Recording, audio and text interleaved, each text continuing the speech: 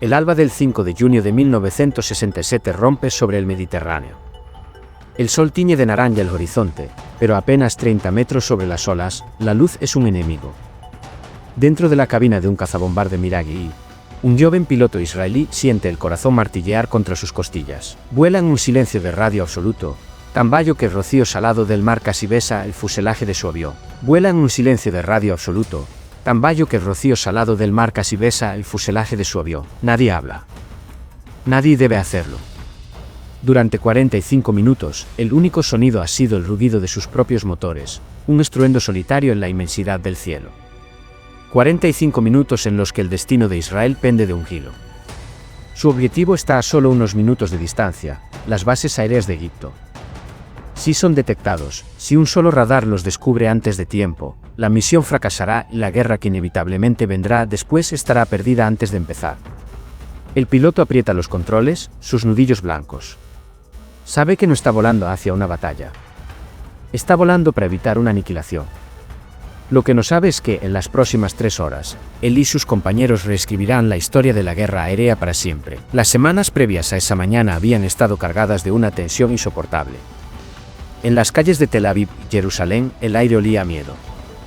El presidente de Egipto, Gamal Abdel Nasser, con su retórica panarabista y su carisma arrollador, se había erigido como el líder de un mundo árabe unido en un objetivo común, la destrucción de Israel. 100.000 soldados egipcios y casi 1.000 tanques se habían concentrado en la península del Sinaí, una daga apuntando al corazón de la nación judía. Nasser, en un acto de desafío directo, había expulsado a las fuerzas de paz de las Naciones Unidas y, el 22 de mayo, cerró los estrechos de Tirán a la navegación israelí. Un bloqueo que Israel había advertido que consideraría un acto de guerra. Para el pequeño país, rodeado de enemigos declarados, Egipto, Siria, Jordania, la situación era desesperada. La movilización total de sus reservas había paralizado la economía. Israel no podía sobrevivir a una guerra de desgaste. La única opción era un golpe, un solo golpe, tan rápido y devastador que decapitara a su enemigo más poderoso antes de que éste pudiera reaccionar. El arquitecto de ese golpe fue el comandante de la Fuerza Aérea Israelí, el mayor general Mordechai Motti Hod. Durante años, Hod y sus oficiales habían planeado esta operación, con el nombre en clave de Moked, foco. Habían construido réplicas exactas de las bases aéreas egipcias en el desierto del Negev, y sus pilotos habían ensayado el ataque una y otra vez, hasta la obsesión. Conocían cada hangar, cada pista, cada puesto de defensa antiaérea. Gracias a una red de inteligencia meticulosa, sabían algo más. Sabían que a las 8 de la mañana, hora egipcia, los altos mandos abandonaban sus puestos para desayunar. Sabían que las patrullas aéreas egipcias terminaban su ronda a las 7:45 y que la siguiente no despegaba hasta una hora después. Había una ventana. Una pequeña ventana de oportunidad en la que la guardia del enemigo estaría baja. Y Motti Hod planeaba atravesarla con toda la furia de su aviación. El 5 de junio, a las 7:45 de la mañana, hora de Israel, las sirenas antiaéreas sonaron en todo el país. Pero no era una advertencia. Era una máscara. Mientras la población corría a los refugios, 183 aviones de combate se elevaban hacia el cielo en un silencio de radio sepulcral. En lugar de volar directamente hacia el Sinaí, se dirigieron al oeste, sobre el Mediterráneo, una ruta extraña y deliberada. Los operadores de radar egipcios, jordanos e incluso los soviéticos y americanos en la zona registraron el despegue masivo. Pero era una rutina que habían visto durante meses. Los israelíes solían realizar vuelos de entrenamiento matutinos sobre el mar, dieron por sentado que esta vez no era diferente. Y entonces, cuando estaban lo suficientemente lejos de la costa, los aviones desaparecieron. Descendieron en picado, volando a una altitud suicida de menos de 30 metros, invisibles para cualquier radar. Cambiaron de rumbo hacia el sur, hacia Egipto. El corazón de la operación era el engaño y la precisión. Cada piloto tenía su objetivo memorizado, su ruta calculada al segundo.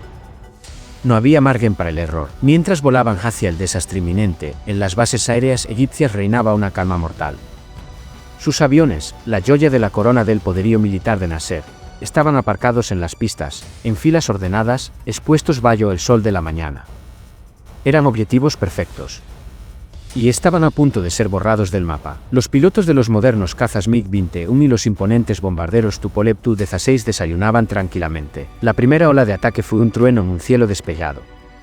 A las 8:45 de la mañana, hora del Cairo, los Mirage y Super Mistre israelíes aparecieron sobre 11 bases aéreas egipcias simultáneamente.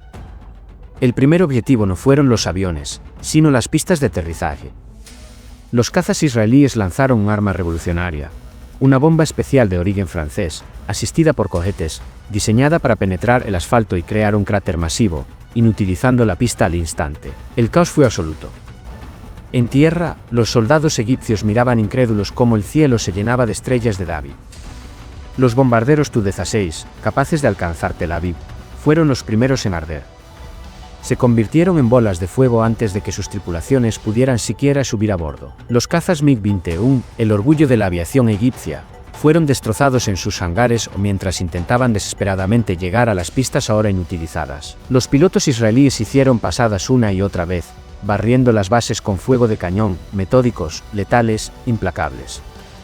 El aire se llenó del olor a combustible quemado, a metal retorcido y a muerte. La sorpresa fue tan total, la ejecución tan perfecta, que la resistencia fue mínima. La red de defensa antiaérea egipcia, que debería haber desatado un infierno sobre los atacantes, estaba efectivamente desactivada. Temerosos de un posible golpe de Estado, los propios egipcios habían ordenado su apagado para proteger un vuelo que transportaba a su cúpula militar. En Jebel Libni, 2 MiG-17 fueron incinerados con sus pilotos dentro, sin haber podido siquiera encender los motores. En menos de 3 horas, la primera oleada terminó su trabajo y regresó a Israel. Dejaron atrás un cementerio de aviones humeantes. La guerra no se gana con un solo golpe, se gana con la capacidad de golpear una y otra vez. Y aquí radicaba la segunda fase del genio de la Operación Foco. Mientras los aviones de la primera ola regresaban, los equipos de tierra israelíes realizaron un milagro de eficiencia. En menos de 8 minutos, un tiempo récord que ninguna otra fuerza aérea del mundo podía igualar, cada avión era reabastecido de combustible, recargado de municiones y puesto de nuevo en el aire. Los mismos pilotos, con la adrenalina todavía bombeando por sus venas, despegaron para una segunda oleada de ataques. Esta vez, se dirigieron a 14 bases aéreas más, extendiendo la destrucción.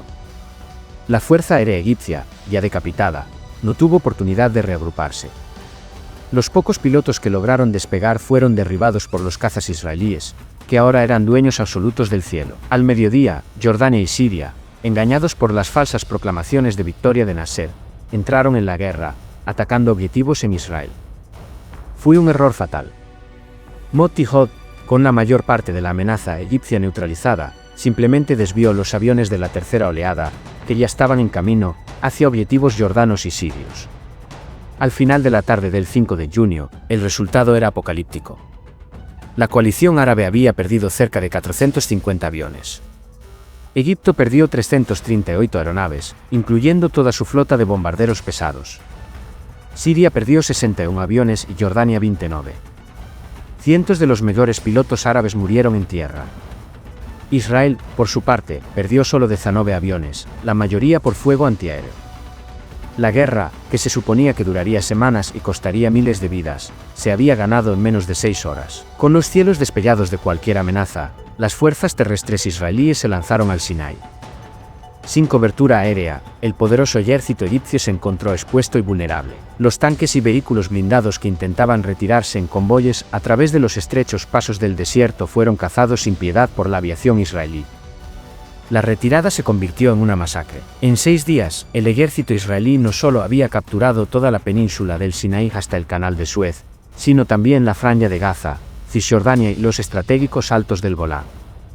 Israel había cuadruplicado su tamaño. La Operación Foco se convirtió en un caso de estudio legendario en las academias militares de todo el mundo, el ejemplo supremo de un ataque aéreo preventivo. Demostró que en la guerra moderna, quien controla el aire, controla el campo de batalla. Fue una victoria de audacia, de inteligencia meticulosa y de una ejecución impecable. Sin embargo, el legado de esa victoria es complejo y doloroso. La maldición de la bendición, como la llamó más tarde el propio Moti Hod. La ocupación de los territorios conquistados en 1967 dio lugar a décadas de conflicto, violencia y negociaciones fallidas que continúan hasta el día de hoy. La victoria relámpago sembró las semillas de futuras guerras y de un ciclo de resentimiento que definiría el futuro de Oriente Medio.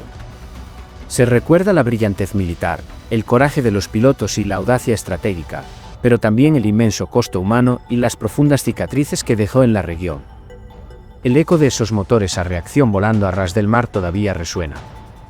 La historia de la Operación Foco no es solo la crónica de una batalla, sino una lección sobre cómo la desesperación puede engendrar una audacia increíble, y cómo una victoria total puede crear problemas aún más complejos que la amenaza que pretendía eliminar. Nos enseña que las guerras se ganan con algo más que armas, se ganan con información, con estrategia y, a veces, con el coraje de apostarlo todo en los 45 minutos más largos de la vida de un hombre. Si estas historias de coraje, estrategia y sacrificio te cautivan, y quieres entender las batallas que han moldeado nuestro mundo, considera suscribirte a WE Historias. Continuaremos explorando los momentos decisivos del pasado. Y nos deja con una pregunta que perdura mucho después de que el humo se disipa. ¿Puede una victoria militar, por muy brillante que sea, traer alguna vez una paz duradera?